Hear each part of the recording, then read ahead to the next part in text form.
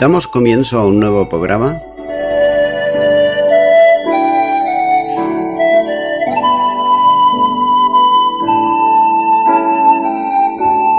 Servidores de Dios. Quien te habla es Manuel Cornejo.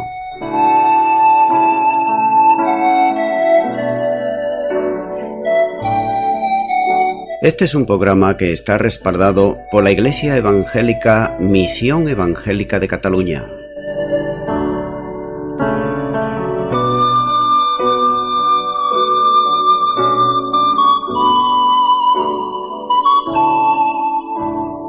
Estamos situados en la ciudad de Sabadell, en la avenida Matadepera número 239.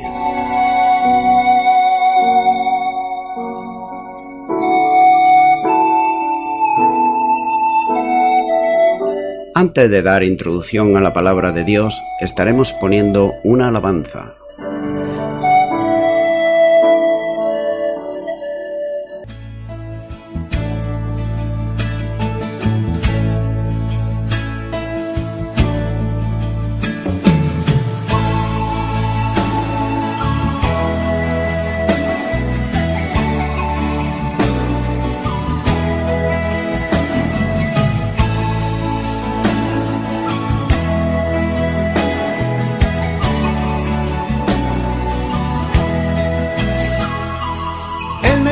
Que les hable de la realidad.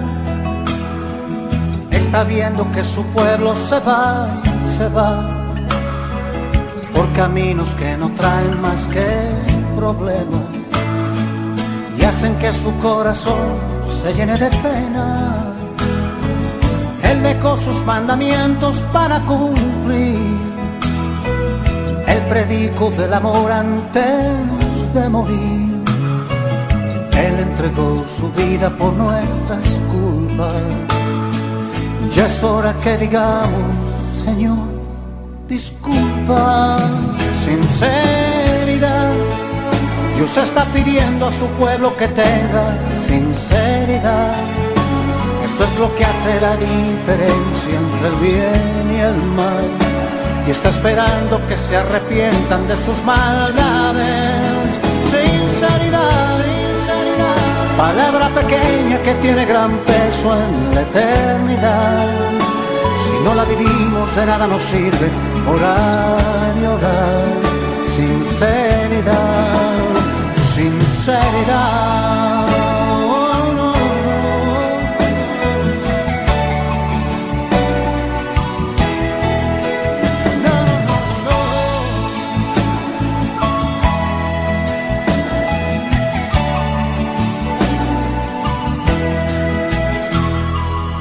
Que quiera con Jesús irse a vivir, más vale que tenga oídos para oír. Es que el cielo no se gana por fortuna. El Señor nos pide todas o ninguna. Hoy es el día en que tú puedes cambiar. Deja ya de lado todo lo que te hace mal. Ábrele tu corazón sinceramente, oh sí, y arregla con él tus cuentas frente a frente. Sinceridad. Dios está pidiendo a su pueblo que tenga sinceridad. Eso es lo que hace la diferencia entre el bien y el mal. Y está esperando que se arrepientan de sus maldades. Oh, sinceridad. Palabra pequeña que tiene gran peso en la eternidad. Si no la vivimos de nada nos sirve orar y orar. Sinceridad, sinceridad. Oh, no, no, no, no. Sinceridad.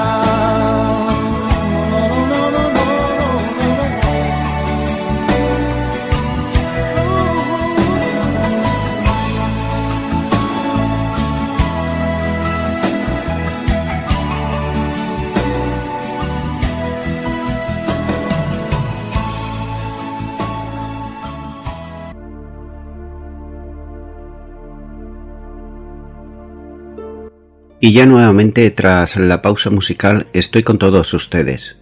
Estaré compartiendo la palabra de Dios, que es la Biblia, y lo voy a estar haciendo de una manera expositiva, versículo a versículo.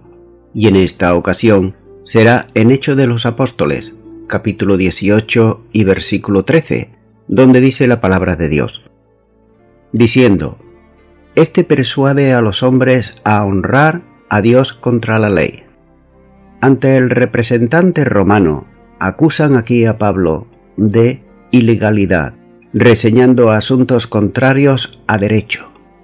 Lo que buscaban realmente es que el procónsul impidiera que el apóstol siguiera con la predicación del Evangelio, ya que los judíos podían predicar ellos su doctrina en todo el imperio, pero no hacer prosélitos entre los romanos. Pablo es acusado de promover una religión que no estaba aprobada por el imperio romano. Los acusadores buscaban una sentencia condenatoria por enseñar una religión no autorizada por el imperio romano. Nótese que la acusación es muy sutil. Presentaban a Pablo como quien enseñaba a adorar a Dios, el mismo Dios de los judíos, pero de otro modo diferente que no era legal, según ellos. Se procuraba que una sentencia condenatoria impidiera al apóstol para llevar a cabo su ministerio. Continúa ahora con el versículo 14, donde sigue diciendo: Y al comenzar Pablo a hablar, Galión dijo a los judíos: Si fuera algún agravio o algún crimen enorme, oh judíos, conforme a derecho, yo os toleraría. Es muy posible que la aureola de amabilidad del procónsul hiciera creer a los judíos que sería fácil para ellos conseguir que actuara en contra de Pablo.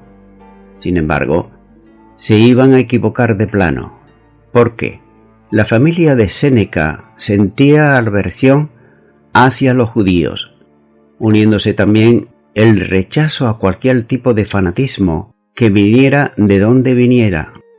Así que no estaba Galión dispuesto a un juicio como aquel, que tenía que ver con asuntos religiosos y mucho menos para que actuase contra un patriota suyo, ya que, puesto que Pablo era un ciudadano romano por nacimiento, la tranquilidad del apóstol impactó en el romano, de modo que nada más iniciar Pablo su defensa, fue interrumpido por el procónsul, y lo hizo para dirigirse a los acusadores.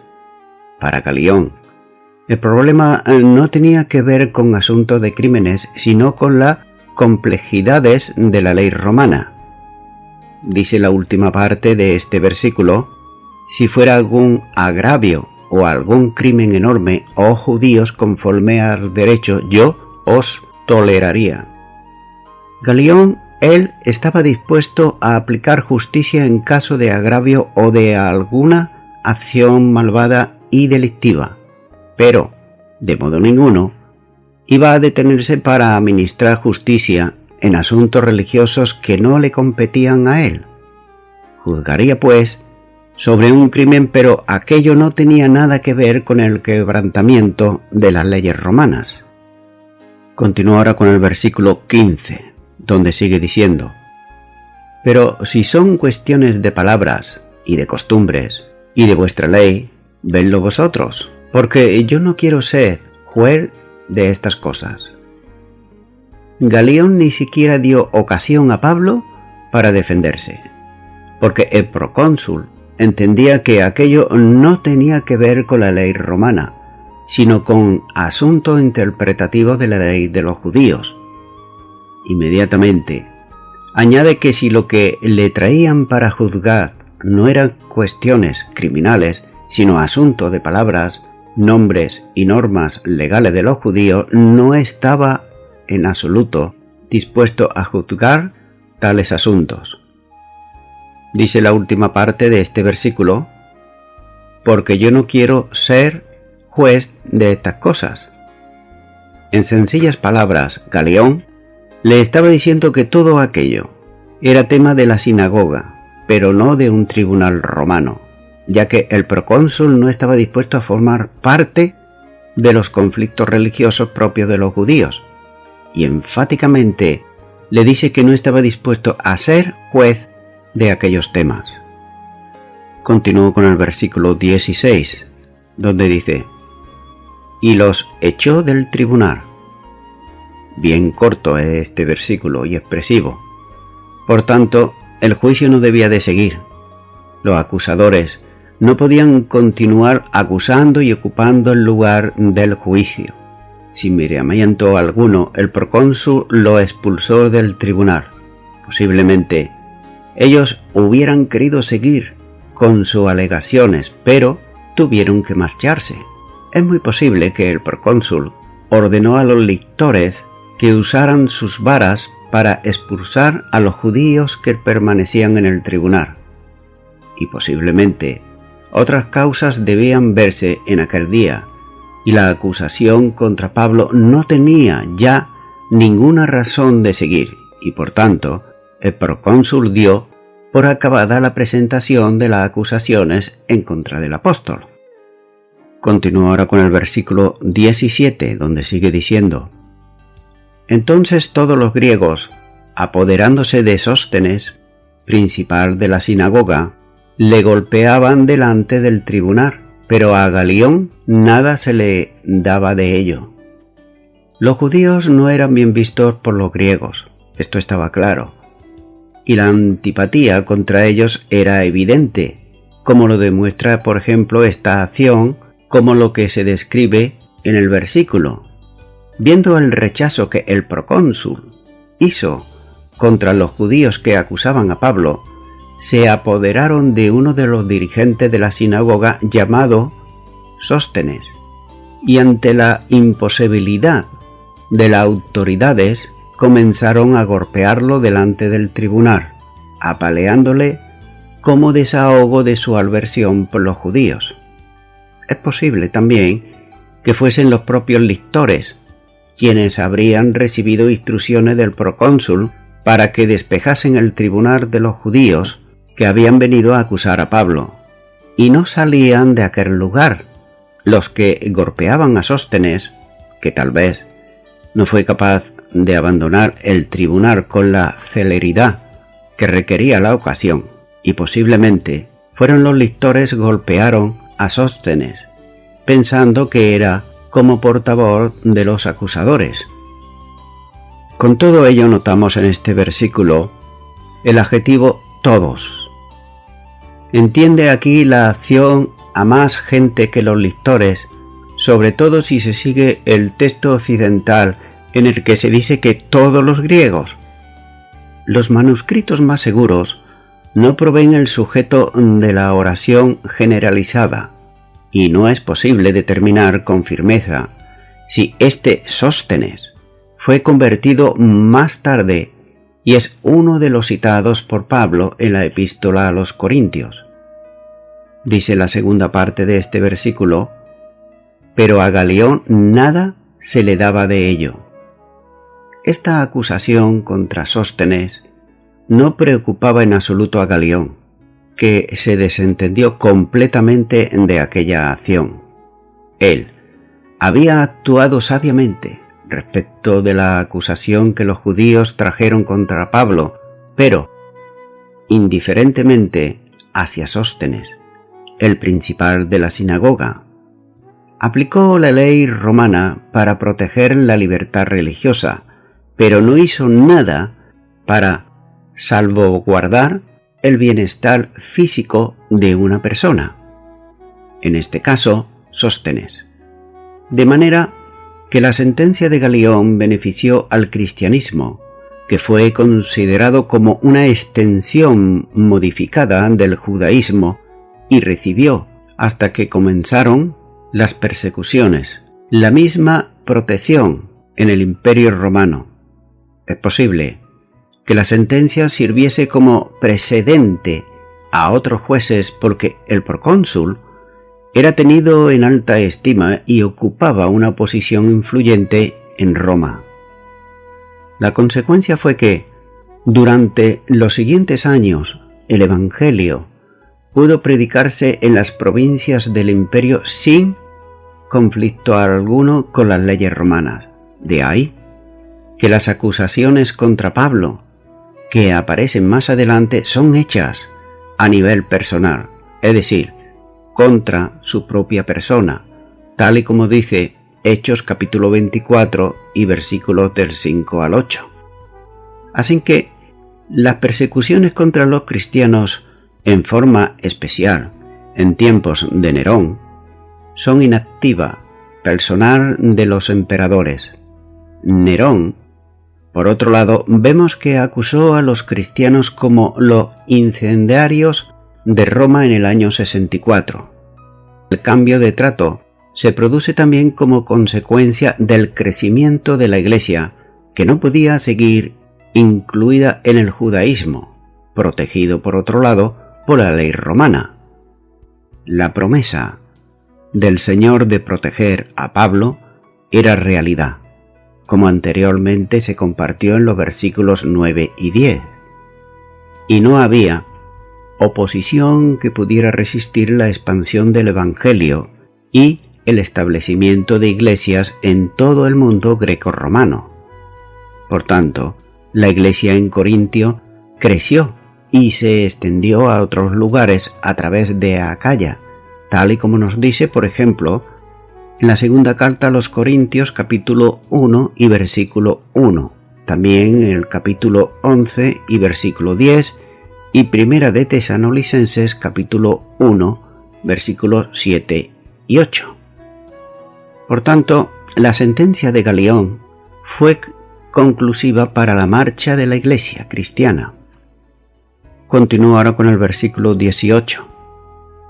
Mas Pablo, habiéndose detenido aún muchos días allí, después se despidió de los hermanos y navegó a Siria, y con él Priscila y Aquila, habiéndose rapado la cabeza en Cencrea, porque tenía hecho voto.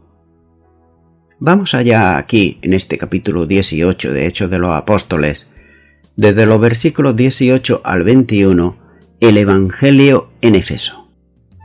El apóstol quedó un tiempo largo en Corinto.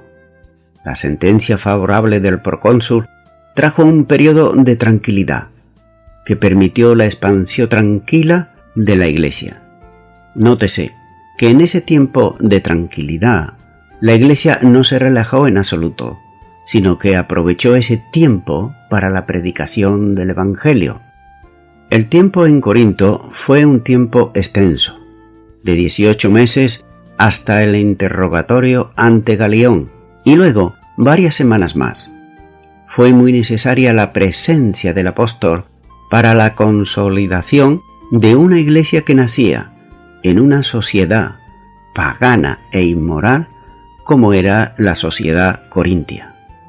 Después de este tiempo, Pablo se despidió de los hermanos y pasó otro tiempo, no sabemos cuánto, en Cencrea, que tenía una próspera iglesia en la que estaba Febe como diaconisa, tal y como nos dice en la carta a los Romanos capítulo 16 y versículo 1. Y sigue diciendo este versículo: se despidió de los hermanos y navegó a Siria, y con él Priscila y Aquila, habiéndose rapado la cabeza en Cencrea, porque tenía hecho voto. El apóstol dejó por fin la ciudad para dirigirse hacia Antioquía, pasando por Siria y Judea, llevando consigo a Priscila y a Aquila como compañeros de viaje. Antes de zarpar de Corinto por Cencrea, el puerto oriental, cortó el cabello, que se lo había dejado crecer durante el periodo del tiempo en que estuvo bajo voto. Los creyentes de origen judío mantenían la regla del judaísmo que no afectaban a la doctrina bíblica. De ahí el voto que el apóstol había hecho y cuya expresión visible era el cabello sin cortar. Posiblemente no sería un voto de nazareno que debía llevarse a cabo en la tierra de Israel, cortándose el pelo al concluir el tiempo y ofreciéndolo en el templo, tal y como nos dice en el libro de Números capítulo 6 y versículo 18. Con todo, podía hacerse un voto de nazareo, cortar el pelo fuera de Judea y luego, más tarde, ofrecer su sacrificio en el templo en Jerusalén, donde se ofrecían los cabellos con el sacrificio dentro de los 30 días siguientes. Esa puede ser la razón del interés del apóstol por ir a Judea. La intención de Pablo era la de viajar de regreso hasta la iglesia que lo había encomendado a la obra, para dar a esta iglesia el informe del trabajo que había estado realizando durante el tiempo que estuvo predicando el Evangelio. Continuó con el versículo 19. Y llegó a Éfeso y los dejó allí, y entrando en la sinagoga discutía con los judíos. Habiendo cumplido la travesía, la nave que llevaba a Pablo, Priscila y Aquila, llegó a través del Egeo hasta Éfeso. Al principio del viaje, el Espíritu, cuando digo el Espíritu quiere decir el Espíritu de Dios, le impidió predicar el Evangelio en Asia, tal como nos dice en Hechos capítulo 16 y versículo 6. Pero ahora nótese que no. Éfeso era famosa por su industria de tiendas de campaña, que era precisamente el oficio de Pablo y de sus compañeros.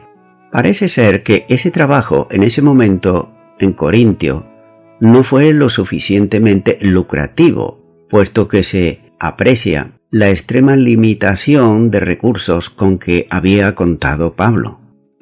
La travesía debió haber durado unos 10 días aproximadamente, y hasta es posible que fuese en el verano del año 52 cuando el apóstol vio aparecer en el mar la isla de Samos, tal como tras la que aparecían los montes de Jonia. Por las calles de Éfeso también había pasado el poeta Homero. Allí fundó también Pitágoras su escuela ascética de la sabiduría universal, y en el puerto de Panormo, formado por la desembocadura del Caistro, allí desembarcaron. Es casi seguro que en un pequeño barco surcara el canal que los llevó a un pequeño puerto interior. Allí estaba frente al desembarcadero el famoso teatro griego y el ágora de Éfeso. La ciudad era el centro comercial más importante de Asia Menor, pero también la sede de la administración romana de la provincia de Asia. Éfeso era también una ciudad griega libre, que tenía su propio senado y asamblea cívica. Religiosamente, Éfeso estaba orgullosa de ser el lugar que custodiaba el templo de Artemisa, tal como vemos en Hechos capítulo 19 y versículo 35. El templo, en honor de la diosa, era considerado como una de las 7 maravillas del mundo. También en Éfeso había una floreciente colonia judía. Las ofrendas de los judíos de Asia pasaban por el banco judío de Éfeso. En ese sentido, los 3 viajeros no tendrían dificultad en encontrar alojamiento entre los mismos de su estirpe, y posiblemente el conocimiento que los judíos tenían del cristianismo era muy limitado. Por tanto, estarían dispuestos a oír lo que Pablo tenía que decirles. Dice la última parte de este versículo, discutía con los judíos. En visita a la sinagoga, Pablo dice que discutía con los judíos, es decir, ponía delante de ellos la verdad sobre Jesucristo y contestaba a las cuestiones planteadas por los asistentes, rebatiendo los argumentos contrarios a la verdad bíblica. Continuó con el versículo 20. Los cuales le rogaban que se quedase con ellos por más tiempo, mas no accedió. Los judíos rogaban a Pablo que se quedase más tiempo con ellos. La petición tenía que ver con el deseo de ser instruidos en las Escrituras por Pablo. Si, como sigue en el siguiente versículo, querían estar para la fiesta de Jerusalén y por tanto no podía detenerse allí por más tiempo. Continúa ahora con el versículo 21. Sino que se despidió de ellos diciendo: es necesario que en todo caso yo guarde en Jerusalén la fiesta que viene, pero otra vez volveré a vosotros, si Dios quiere. Y zarpó de Éfeso.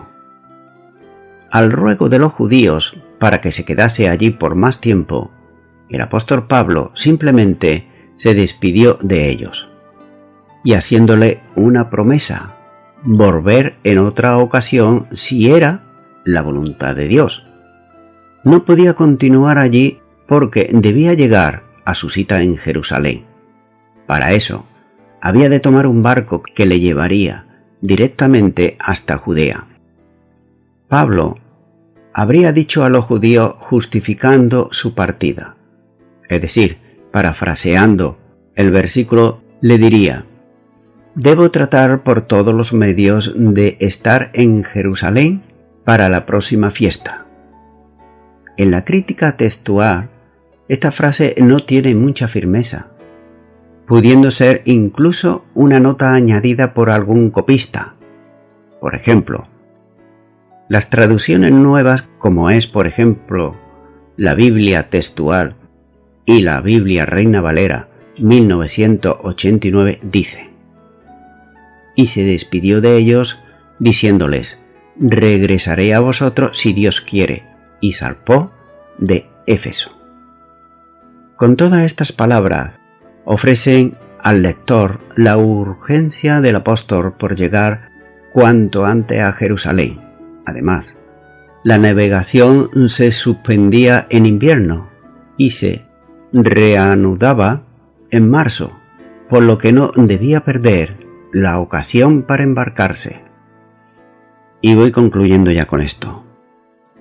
Un voto, en este contexto, es una promesa hecha a Dios, una oración o un ruego, un juramento y también una ofrenda que se da a Dios. Notamos que se supone que el apóstol Pablo hizo el voto nazareo. Es el que figura en el libro, como he dicho anteriormente, de Números capítulo 6 y los versículos 1 al 21. La palabra nazareo significa separado o consagrado, porque la persona que lo hacía prometía separarse o consagrarse enteramente para Dios por un tiempo limitado, no menos de 30 días. Durante esos días se abstendría, por ejemplo, de vino, de sidra, no bebería vinagre de vino ni vinagre de sidra, no beberá ningún licor de uvas, ni tampoco comerá uva fresca ni secas. Todo el tiempo del voto de su nazareo no pasará navaja sobre su cabeza y además dejará crecer el cabello y tampoco podría acercarse a ninguna persona muerta. Ahora bien, cabe hacerse una pregunta y es la siguiente: ¿está bien que nosotros los cristianos hagamos votos parecidos? Por un lado sí y por otro lado no. Depende de nuestros motivos y del tipo de voto o promesa que hagamos. Nótese que este voto no se hacía para conseguir algo de Dios. Y enfatizo aquí esto: este voto no se hacía para conseguir algo de Dios, sino para consagrarse, darse o separarse para Dios. Por lo tanto, si alguien hace una promesa esperando que Dios actúe para cumplir esa promesa, su motivación no es la correcta, ya que Dios no necesita de nuestras promesas ni votos para responder a nuestras oraciones. En el Nuevo Testamento no encontramos ninguna indicación o enseñanza que nos lleve a pensar de este modo. Por eso, en Israel Dios había regulado el tema de los votos, con algunas abstinencias que debían de hacerse durante el tiempo limitado, y eso fue lo que hizo el apóstol Pablo como judío que era.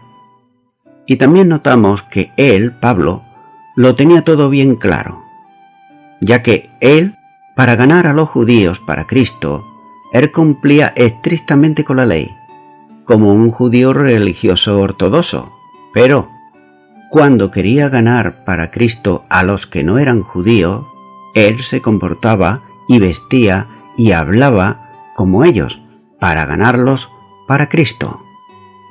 Amigo y amiga oyente, el apóstol Pablo dijo que regresaré a vosotros si Dios quiere. Nótese cómo Pablo contaba absolutamente para todo con Dios, ya que nos conviene ser sinceros con Él, es decir, con Dios, y que sea una verdadera expresión de sumisión a Dios y no simplemente un dicho, porque muchas veces las palabras Dios mío y lo que Dios quiera se dice como algo rutinario, sin sentido alguno, decirlo por decir, pero en este caso no era decirlo por decirlo.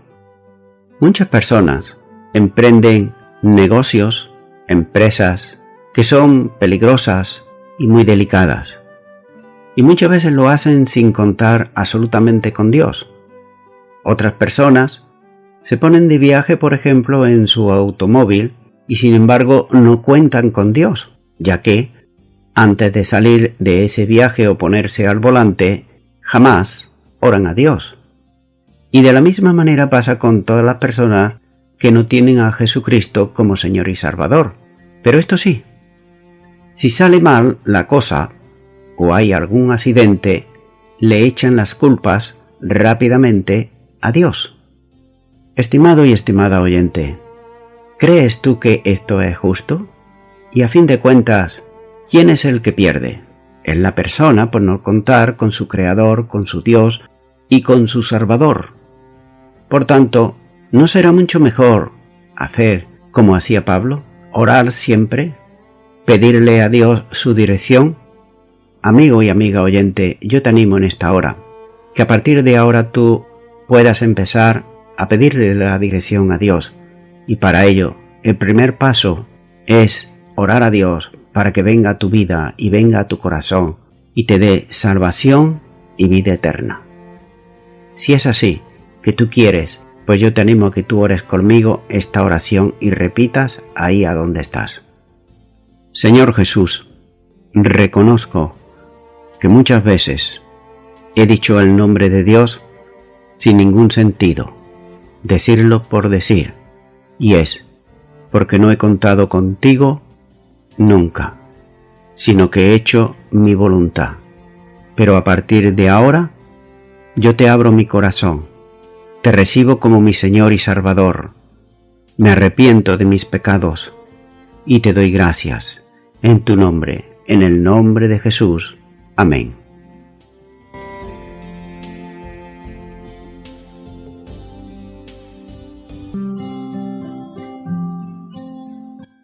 Amigo y amiga oyente, si tú has hecho esta oración de todo tu corazón, te recomiendo que comiences en primer lugar a orar a Dios en el nombre de Jesucristo. Orar a Dios no es rezar, sino que es hablar con una persona. También te recomiendo que leas la palabra de Dios. Comienza por los evangelios si no lo has hecho nunca. Y también te recomiendo que para que puedas crecer espiritualmente, te congregues en una iglesia cristiana evangélica donde se predique, se enseñe y se practique la sana doctrina y la palabra de Dios. Congrégate ahí y con el tiempo crecerás espiritualmente y podrás servir al Señor Jesucristo. Que Dios te bendiga. Y a toda la audiencia, nuevamente ya me estoy despidiendo de todos ustedes y será hasta el próximo programa. Que Dios os bendiga a todos.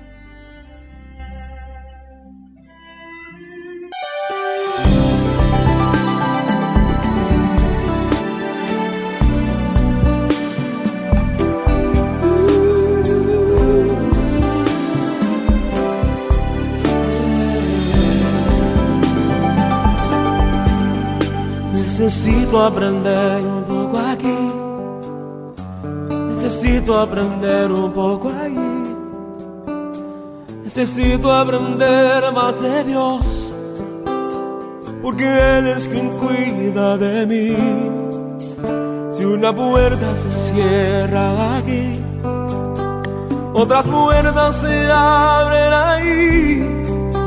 Necesito aprender más de Dios, porque Él es quien cuida de mí. Dios cuida de mí. Dios cuida de mí bajo la sombra de sus alas. Dios cuida de mí. Yo amo su casa y no ando solo, y no estoy solo porque sé, Dios cuida de mí. Dios cuida de mí bajo la sombra de sus alas. Dios cuida de mí. Yo amo su casa y no ando solo, no estoy solo porque Dios cuida de mí. Si en mi vida no hay dirección, yo tomaré una decisión. Yo sé que existe alguien que me ama, mi mano Él sostendrá. Si una puerta se cierra aquí, otras puertas se abren ahí. Necesito aprender más de Dios, porque Él es quien cuida de mí. Dios cuida de mí. Oh, Dios cuida de mí bajo la sombra de sus alas. Dios cuida de mí. Yo amo su casa y no ando solo, no estoy solo porque yo sé, Dios cuida de mí. Dios cuida de mí bajo la sombra de sus alas. Dios cuida de mí. Yo amo su casa y no ando solo, y no estoy solo porque Dios cuida de mí.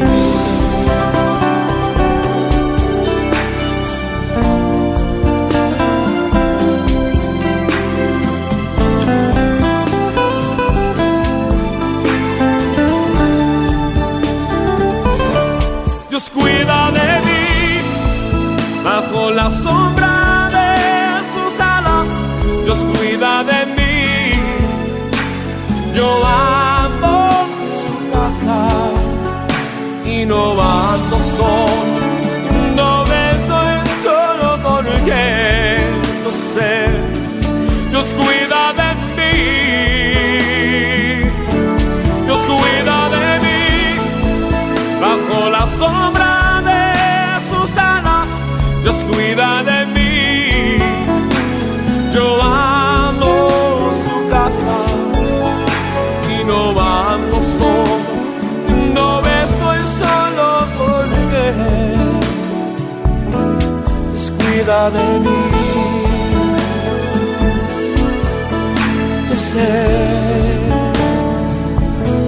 Dios cuida de mí.